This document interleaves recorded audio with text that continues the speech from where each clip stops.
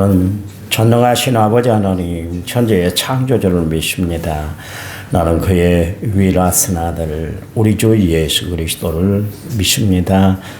그는 성령으로 잉태되어 동정녀 마리아에게서 나시고 본디오 빌라도에게 고난을 받아 십자가에 못 박혀 죽으시고 장사된 지 사흘 만에 죽은 자 가운데서 다시 살아나셨으며 하늘에 오르셔 전능하신 아버지 하나님 우편에 앉아 계시다가 거기로부터 살아있는 자와 죽은 자를 심판하러 오십니다. 나는 성령을 믿으며 거룩한 공교회와 성도의 교제와 죄를 용서하는 것과 몸의 부활과 영생을 믿습니다. 아멘. 찬송가 292장입니다. 292장.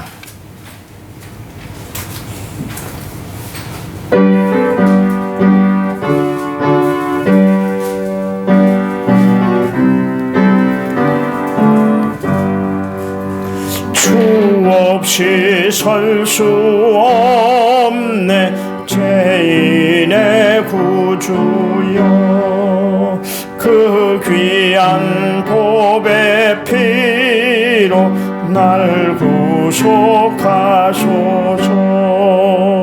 구주의 사랑으로 흘리신 보혈이 내 소망 나의 위로 내 영광 됩니다. 주 없이 살 수 없네 나 혼자 못 서리 힘없고 부족하며 지혜도 없도다. 내 주는 나의 생명 또 나의 힘이라 주님을 의지하여 지혜를 얻으리. 주 없이 살 수 없네 내 주는 하신다. 내 영의 깊은 강구 마음의 소원을 주밖에 나의 마음 네 알아주리요. 내 마음 위로하사 평온케 하시네.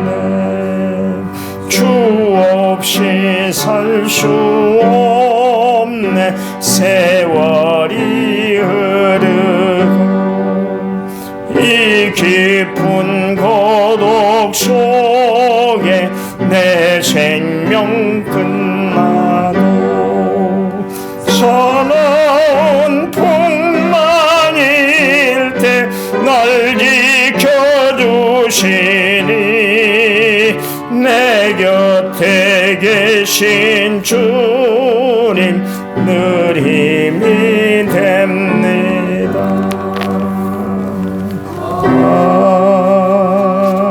아멘.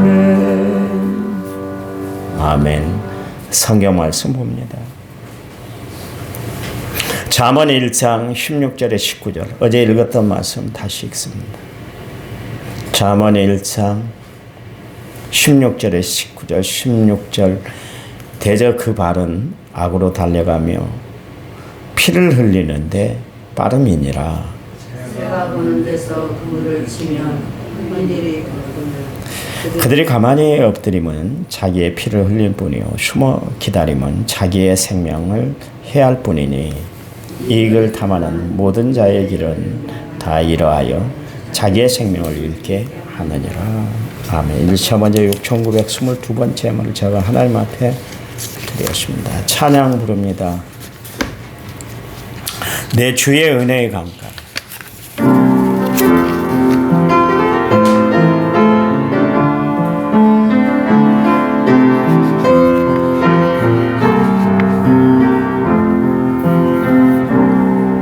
내 주의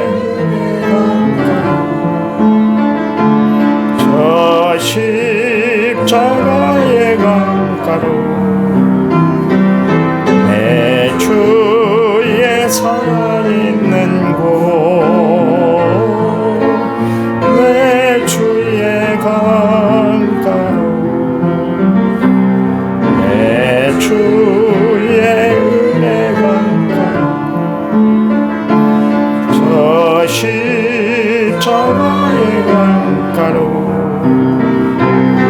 내 주의 살아있는 곳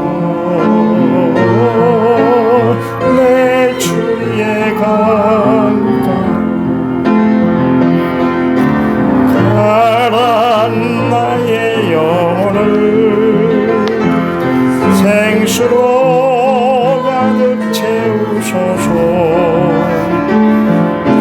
피곤한 내 영혼 위에 내 주의 은혜가 저 십자가의 강가로 내 주의 살아있는 곳 내 주의 강가 가란 나의 영혼을 생수로 가득 채우소서 피곤한 내 영혼이에 내 주의 은혜 강가 저 십자가의 강가로 내 주의 살아있는 곳 내 주의 강가로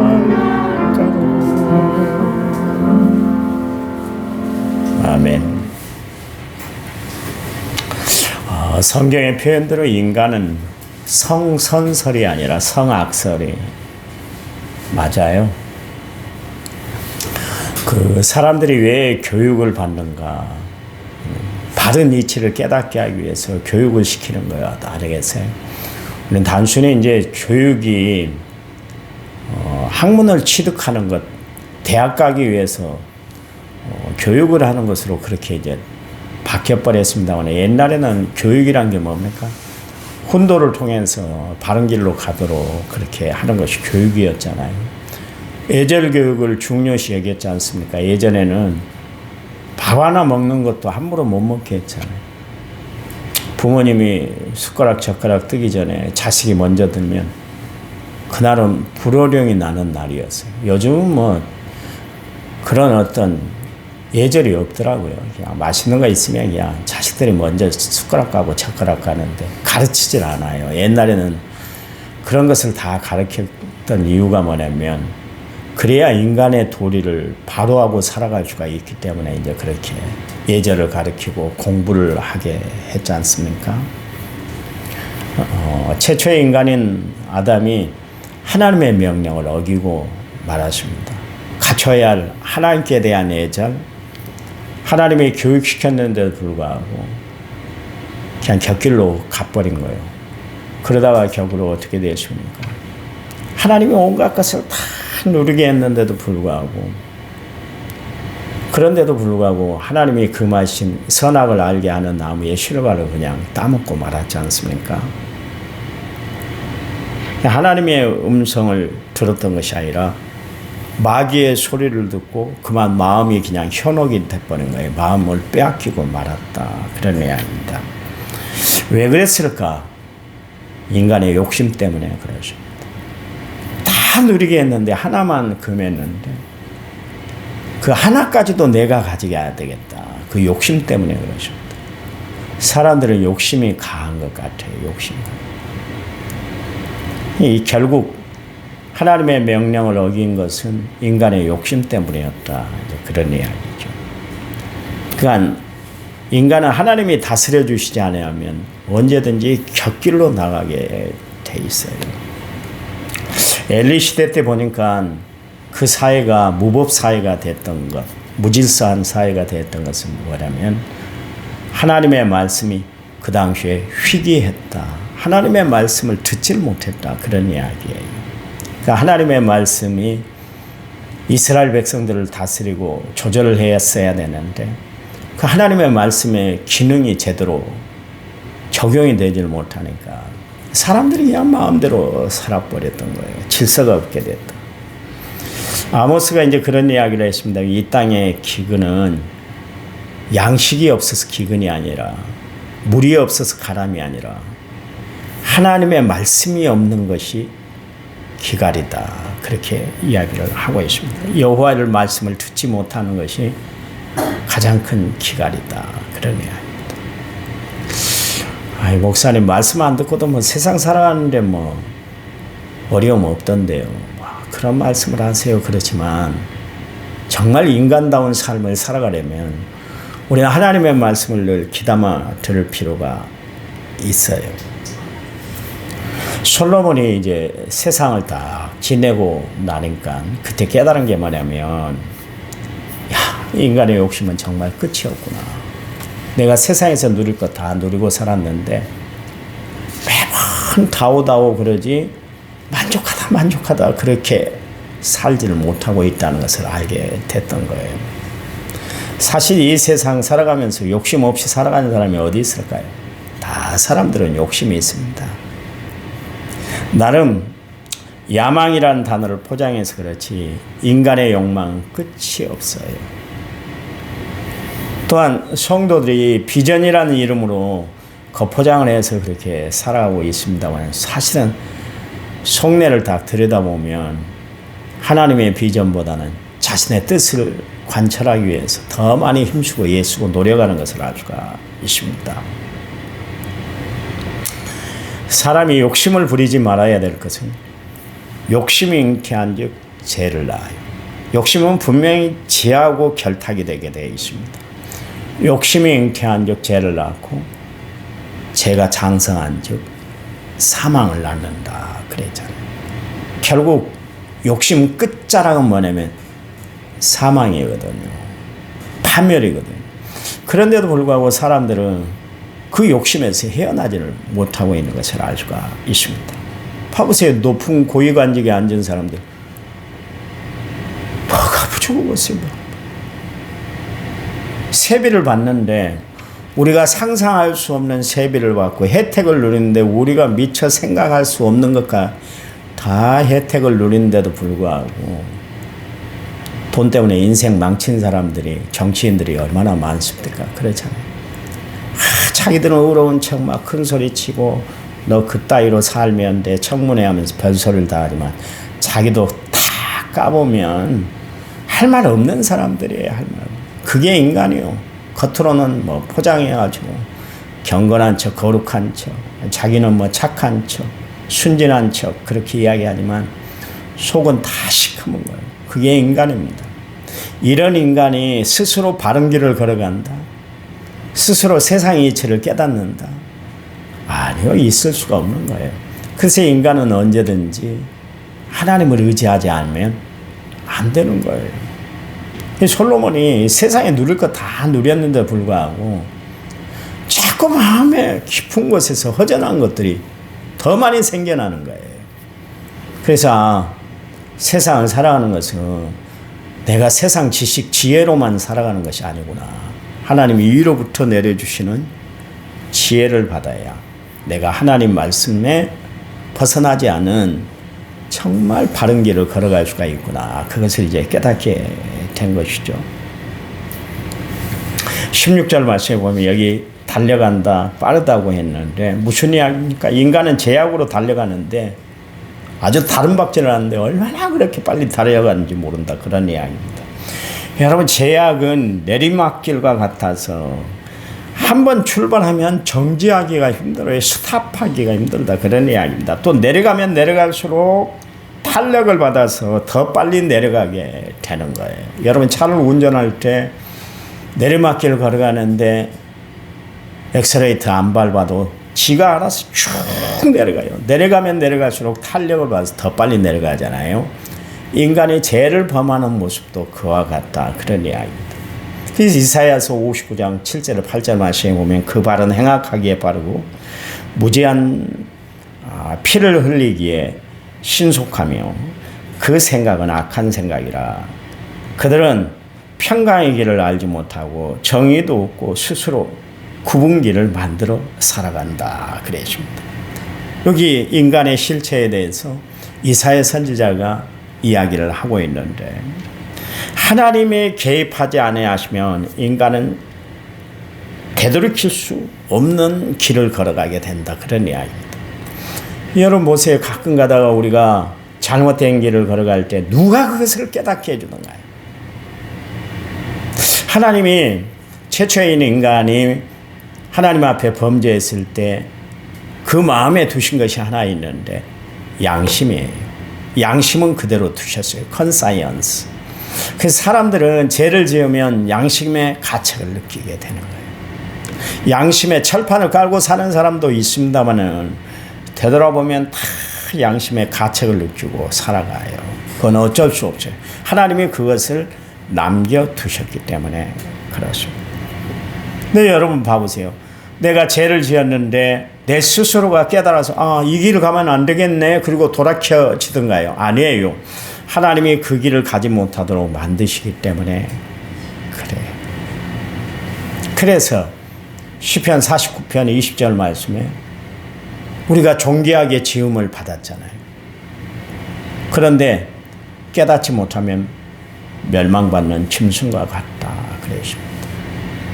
맨날 이야기를 하는데도 깨닫지 못하죠. 기도하라 그랬는데 기도 안 하죠. 저는 제일로 가슴 아픈 게 뭐냐면 목사가 한번 이야기하잖아요. 그냥 한 게 아니라니까. 어제도 제가 그런 이야기를 했어요. 목사님 왜 그런 이야기를 하셨어요? 그런데 성령이 하게 하시되 이 사람아 무슨 소리야? 내가 하고 싶어서 하겠어요? 내 감정으로 하겠어요? 그런 이야기를 기도하시라고? 아니잖아요. 성령님이 그 영혼을 긍휼히 여겨서 기도하게 하는 거예요. 여러분 어려운 문제가 있나요? 힘든 일이 있나요? 급한 일이 있나요? 하나님이 그 일을 통해서 기도하라고 깨닫게 하시는 거예요. 그렇게 해서라도 깨닫게 하려고 하시는 건데만 그것도 깨닫지 못하면 멸망받는 짐승과 같다. 주님 말씀하시잖아요.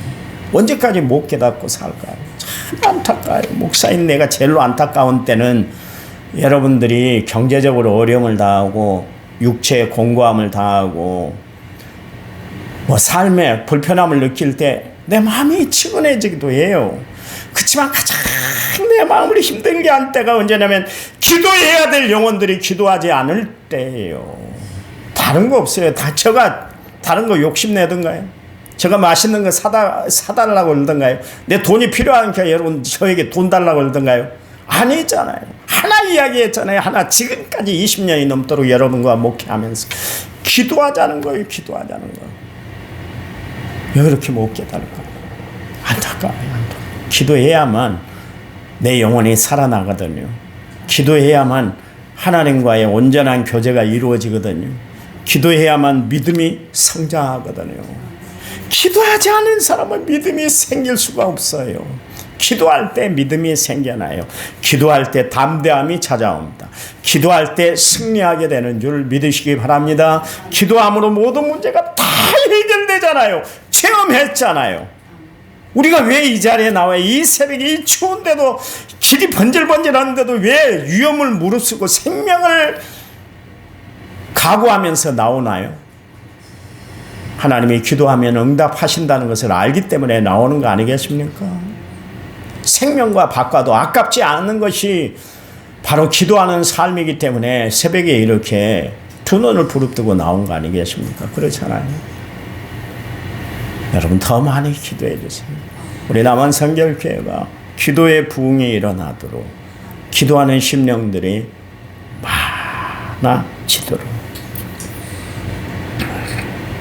그 성경에 보면은 그 인간을 양으로 비유를 했잖아요. 다윗도 역시 마찬가지로 하나님 나는 양이에요. 하나님은 목자가 되세요. 그런 이야기를 했는데 양의 특성이 하나가 있습니다. 양은 방향 감각이 없어요. 참 희한하죠. 개도 수천 리를 가도 지 집으로 다시 돌아오지 않습니까? 근데 양은 한 번 가면 돌아올 줄 몰라요. 자기 집을 찾을 줄 몰라요. 방향 감각이 없다 그런 이야기입니다. 두 번째는 양은 몸이 비대해서 한 번 넘어지면 버튼거리고 다시 지 몸을 돌이켜서 일어날 수가 없어요. 여러분 그 양들을 봐보세요. 뭐 산중에 뛰어다니는 양 말고 집에서 기르는 양을 보면 온 몸이 그냥 양털로 뒤덮먹이 되잖아요. 다리밖에 안 보이잖아요.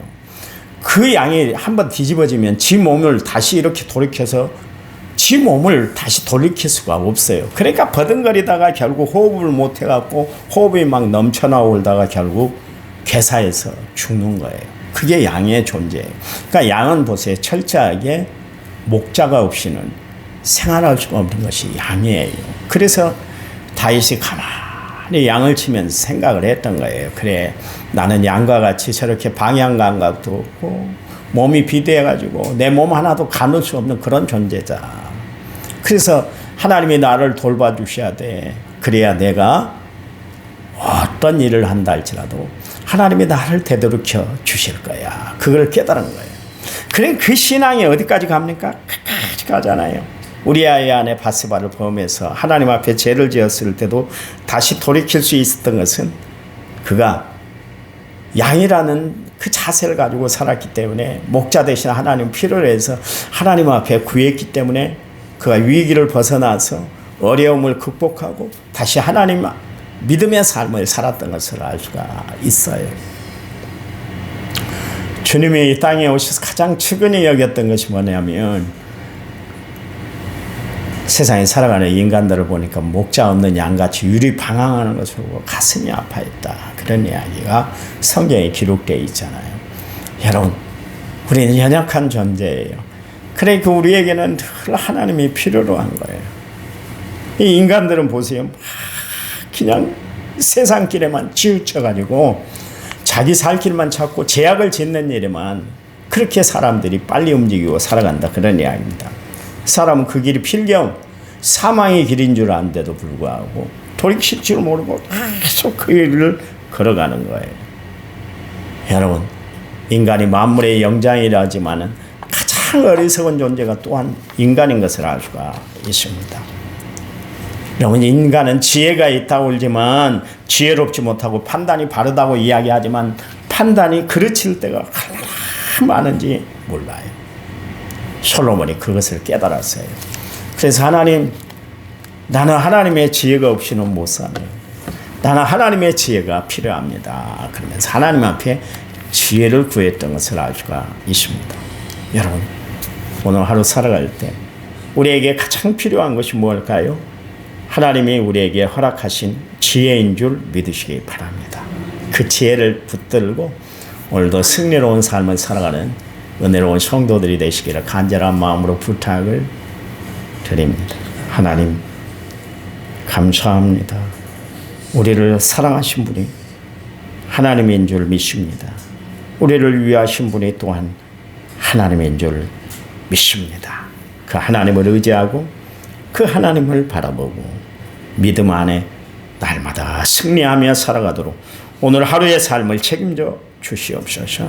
예수님 이름으로 기도했습니다. 아멘.